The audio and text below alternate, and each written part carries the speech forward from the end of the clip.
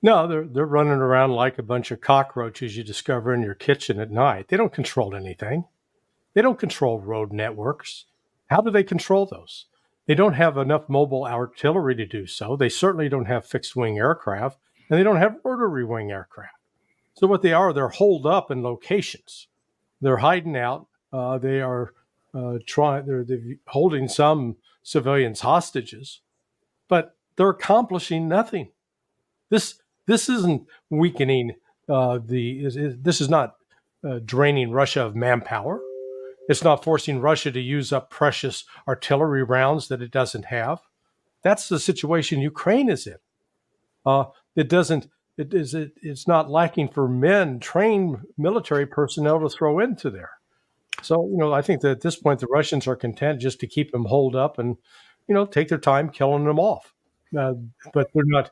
This is this is probably one of the most feckless military operations since Montgomery came up with Operation Market Garden in World War II. Waste a bunch of troops going nowhere. Ray, what would be the purpose of this? Is this a propaganda move for President Zelensky to impress his masters at Langley and in the White House? Well, it fails my imagination to think that he could still think that.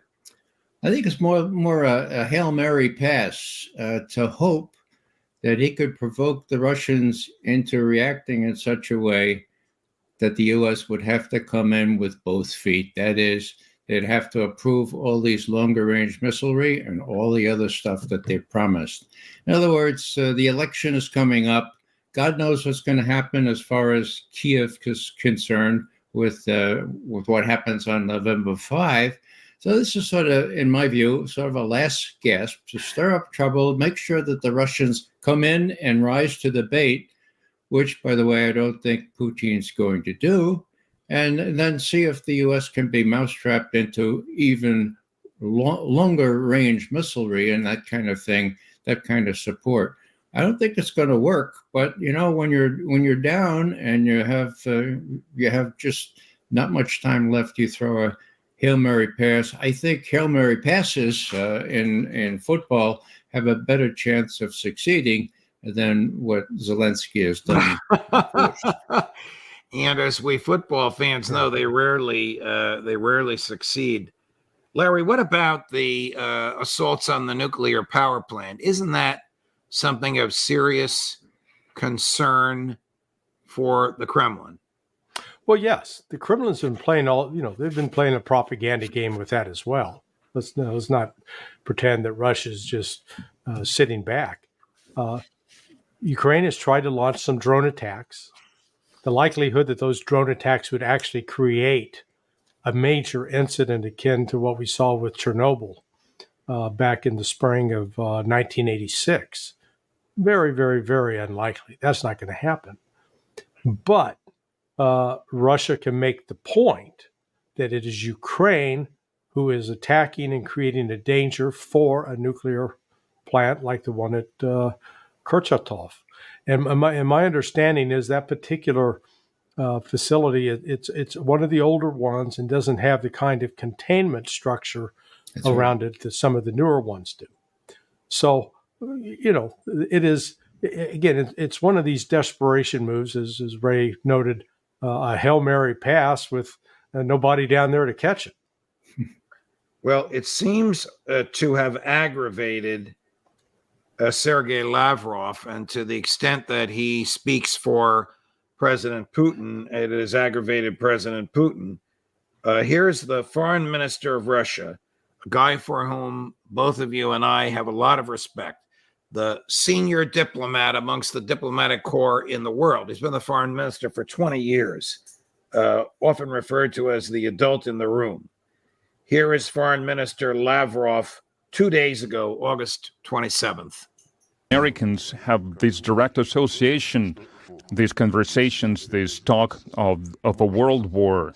They think that if this happens, it would only concern Europe, which is a very showing thing that reflects the mentality of those geopolitical strategists in the U.S. because they are confident that they will just be safe across the ocean. And in this situation, one has to understand that we have our own doctrine, a doctrine of using nuclear weapons, among other things, and we are now making adjustments to this doctrine, and the Americans are well aware of this doctrine. And these are Freudian sleep. The World War III is a bad thing because we do not want Europe to suffer. That's the mentality of the Americans, mentality of masters that are sitting on the other bank across the ocean. They are certain of their safety and security, and they are confident that there would be someone else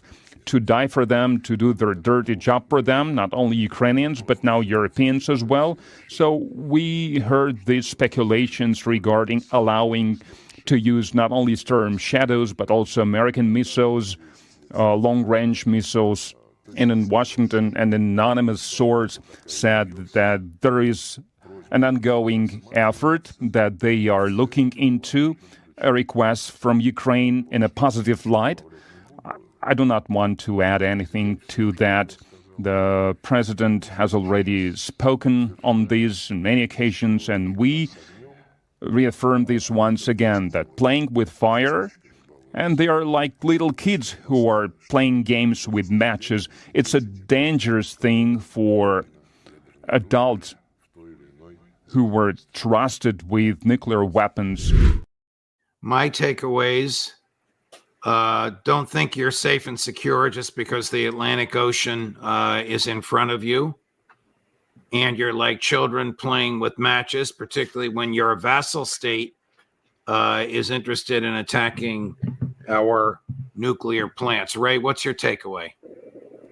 I think this is important. Now, Lavrov 6 months ago talked about how the U.S. was so lucky to be able to hide behind two great oceans during World War II. And he said, forget about it. That's not the case anymore. And the U.S., I hope, knows that is not the case anymore, like World War II.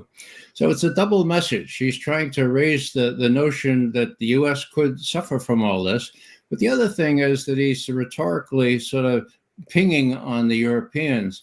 Don't you see what happened to Ukraine? Do you want the same thing to happen to you? In other words, the U.S. is playing your game here, and they're going to sacrifice you just like they will sacrifice Ukraine. Now, that's more plausible. But in my view, this whole nuclear stuff is kind of preemptive. It's sort of like they're saying, look, Biden, you and Blinken and Sullivan, if you think that you can use a small tactical nuclear weapon to prevent ultimate defeat in Ukraine before the election, think twice, because we got them too. You hear that, Sullivan? You hear that, Blinken? We got them too. Don't even think about it. Now, bottom line for me is the Russians don't need to use any nukes, okay? They're in the driver's seat. The last thing they would do would use a nuke. But they are afraid, and I've been saying this for a long time, I think they're understandably afraid that when push comes to shove and the only thing left on the weaponry shelf is a small, just a low-yield nuclear weapon, that Blinken and Sullivan, rather than lose the war, rather than lose the election, rather than lose their freedom perhaps, would opt for that and would persuade Biden, or maybe they have the codes themselves. So I think it's preemptive. I think it's a sort of deterrent. Look, we got them too. Don't even think about it. Larry, is the senior leadership of Russia telling the senior leadership of the United States, do not suppose that the American mainland is safe? Yes. I mean, what's going on here is the United States has been openly talking about putting in medium-range ballistic missiles back into Europe that are capable of carrying nuclear warheads. We've already put the F-16, at least 6 F-16s are there. Well, let's take one off the board. It's already dead along with the pilot. But those F-16s also are capable of carrying nuclear weapons. Russia's message through Lavrov and the Deputy Foreign Minister Rybkov and across the board It's very simple. That if Russia's in a position where it believes the West is about to use a nuclear weapon against Russia, Russia will take action, and that action will include hitting the United States. That's simple. And it is what I worry about is that nobody in the West is taking this seriously. They think the Russians are just talking hot air. They're not. And so it's I out of this think kind of you're 100% miscommunication. correct. People Yeah, on this program are taking it seriously, but it doesn't, unless they're whispering in each other's ears, it doesn't appear as though the Blinkens and Sullivans, Biden, if he even knows what's going on, is taking this seriously. Well, let me take a footnote here, Judge. Please, and please go ahead. Set out of line here. I think there's a danger in exaggerating the threat to the United States. Let's go back and realize that if they bombed Washington or threw a ICBM at Washington, that would be under Russia as well. They don't need to do that, okay? All they need to do is remind these guys that, look, whatever you do in Ukraine or whatever you do to save Ukraine, we can do too in Europe, okay? So I don't expect any escalation out of Europe here. The more so since Putin's in the driver's seat. He's winning. He's got the upper hand against the line there in the eastern Ukraine. He's going to go to the Dnieper anytime he wants, and he's going to destroy the rest of those folks in Kursk Oblast. So why would he resort to nuclear weapons? I think we have a danger here to inflate the threat. And what he's really trying to do is say, look, remember, whatever you do, we can retaliate in kind. Well, that means sending a missile to Washington is, in my view, not quite correct. Yeah, Larry, but Larry, let me interject, Judge Ray. The issue is this: the West is talking about putting ballistic missiles into Europe that can hit Russia that are capable of carrying nukes. That's what the Russians are reacting to in this. And that's why they're saying they'll hit the United States. They've been very clear about that. It's not just they're not just offering that as a side note, because they are trying to send it to the message to Washington, which Washington, frankly, is not listening. I mean, do you have any evidence of anybody in D.C. listening to them? No, we don't. But do you think, Larry, that this was precipitated by the Russian perception, which Gil Doctorow says is not a perception, it's reality, of American involvement in the invasion in Kursk? Yeah, absolutely. I mean, look, the imagery. This is 81 years to the date of the original Kursk battle, where Nazi tanks were running around. It was Operation Citadel at the time was the German name of the operation. But yeah, no, really, I mean, they've been very specific about saying that we got German tanks with people wearing German swastikas and helmets on our territory, killing Russian civilians. We said that we were going to put an end to it, and by God, they're going to put an end to it. Right. Yeah, I just like to add a footnote here, if I may. The U.S. has missile installations in Poland and Romania now. They are in capsules, meaning that you can't figure out what's in them. Okay, they have caps on them. All right.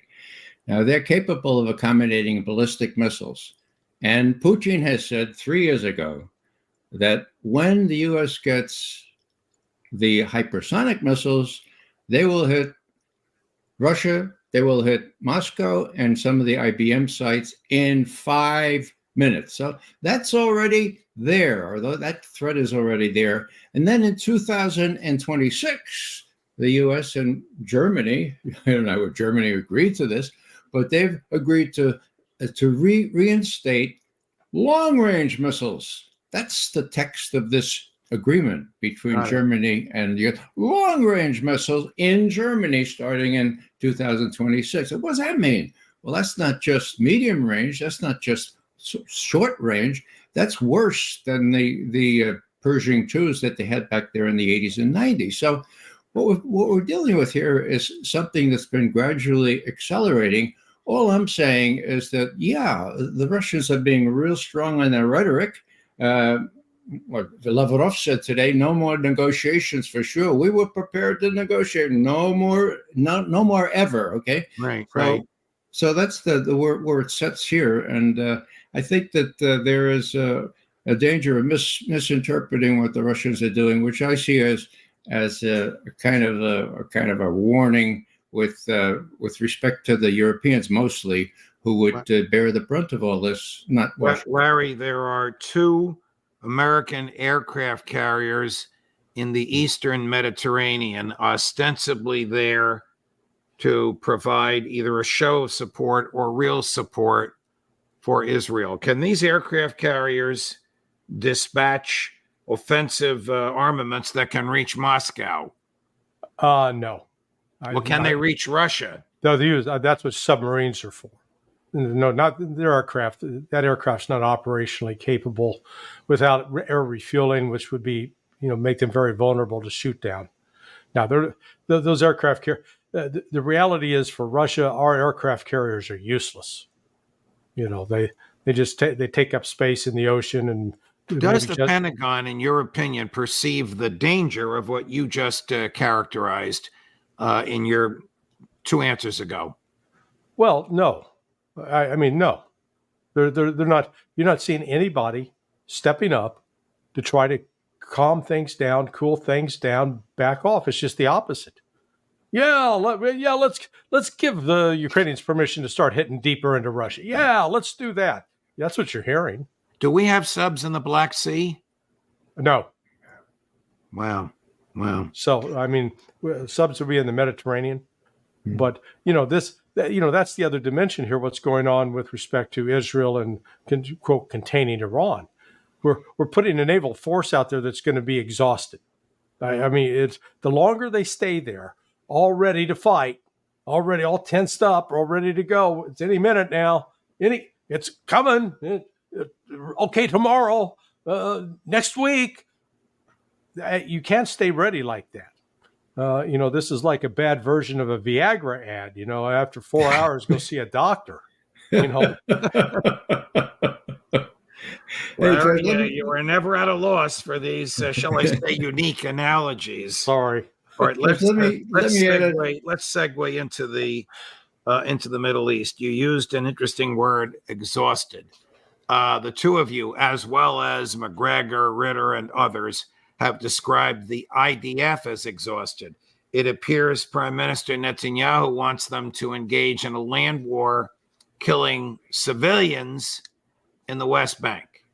Will they meet much resistance? Will Hezbollah get involved in a way that will stop them? Ray? That is the question, Judge. I wish I knew the answer. Hezbollah, Hamas, the arc of resistance there, the people in the insurgents in Iraq and Syria, they're ready. The question is whether President Sisi in Egypt, whether the people in Saudi Arabia or even Jordan will feel they have to respond for once in defense of the Palestinians because of the pressure from the many thousands, millions in some cases, of Palestinians that live in their countries. So, yeah, it's a real dilemma. And I think the key still exists. The key is still whether Netanyahu can tell his armed forces with credibility that if they go after Hezbollah, Washington is in it with us. If they can't say that, the military may well resist being sent into a futile battle, a quixotic attempt to save what's left to be saved from their campaigns against Hamas and Hezbollah. May I add one more little thing here? It's no little thing. We haven't mentioned that Jacob Sullivan is still in Beijing at last lecturing the Chinese on human rights. Well, I don't think so. No, I think what he's doing is saying, look, we may have to up the ante in Ukraine. I know you have this cooperation agreement with Russia, but just we'll let you know so that you don't. I don't think he's going to get the first space. I asked my Chinese specialist friends, hey, do the Chinese have a diplomatic equivalent to the middle finger? And they said, no, they're much too polite, but they do say absurd. And what Wang Yi has been saying to Sullivan is absurd. If you think that we're going to let the Russians be wiped out in Ukraine without us stirring up some trouble in the East China Sea or the South China Sea, you're very misled. And I think Sullivan's going to come back now and he talked to Tony Blinken and say, my God, the Russians and the Chinese are together. They're 5 years late in realizing that. But if they realize that, then I think a two-front war, maybe they won't even be able to persuade our military to chance a two-front war. Larry, do we still have 2,000 Marines on Kinmen Island taunting the mainland Chinese, supposedly there to defend Taiwan? Another farce. Yeah. Well, that's the posture, at least, of what we call Indo-PACOM. It used to be called U.S. PACOM, Pacific Command. Now it's they've expanded it into West Asia. What you're looking at here is the military is sending messages that they're going to be at war with China. Now, I just have seen some of the news flashes coming across about what was said, and the Chinese were very strong in portraying the United States as a belligerent power, and they said that the worsening of relationships is all entirely the fault of Washington, not China, and because that Washington has reversed course on the commitments that were made by Richard Nixon 52 years ago with respect to a one China policy. So, she was lecturing Sullivan, not the other way around. And Sullivan, they don't have enough lipstick to put on this pig to make it pretty. The one China policy was not only President Nixon stating foreign policy as under the Constitution the president does. There's also a statute enacted by Congress stating the one China policy. But I guess Joe Biden didn't read that.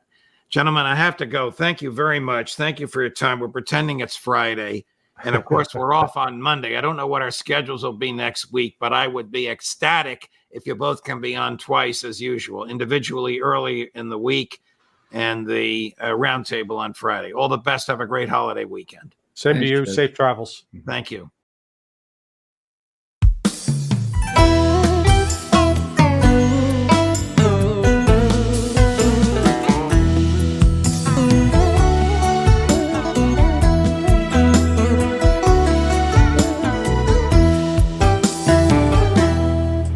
Tình anh như nước con sông dài, con nước gì cho cây trái trổ bông.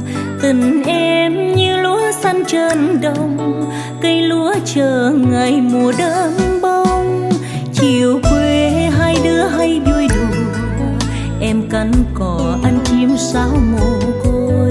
Phù sa vuông đắp chia đôi bờ, anh bên bồi em bên lỡ mong chờ.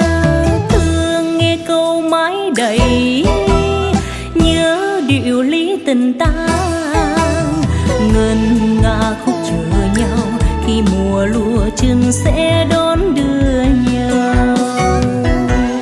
Trăng sắp tàn trôi xa nơi bến đậu, chim sáo bay xa mãi không về.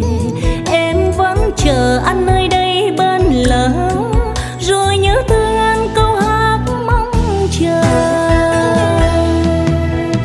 Thương chim quyên nức nở, thương con cá rô trên đồng. Nghe chim trắng mồ côi, đâu còn ai đón ai nhớ mà mong.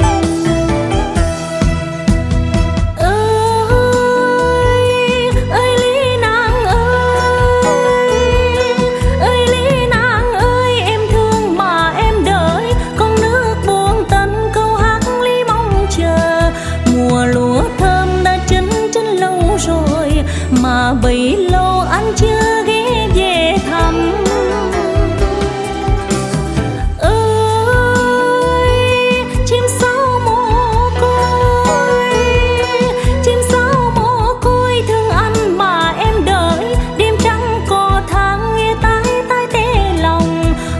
Nhớ anh em ngó lên trời, chim sáo không về cánh cò mồ côi. Em nhớ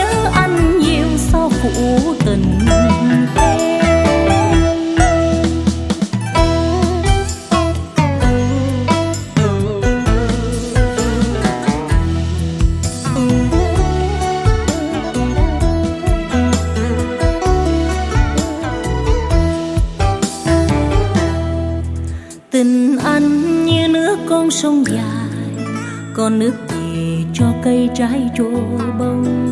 Tình em như lúa xanh trên đồng, cây lúa chờ ngày mùa đơn bông.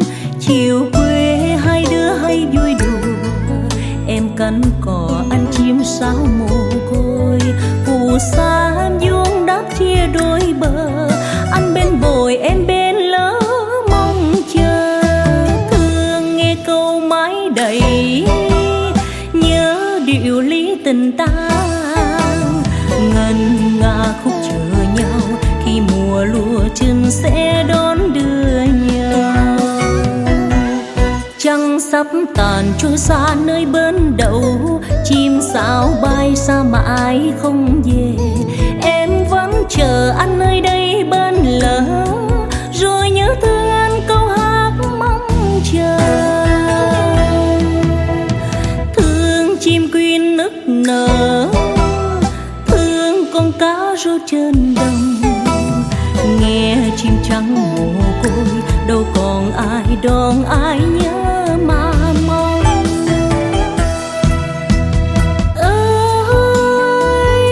Ơi Lý Nàng ơi Lý Nàng ơi, em thương mà em đợi, con nước buông tận câu hát Lý mong chờ. Mùa lúa thơm đã chín lâu rồi, mà bấy lâu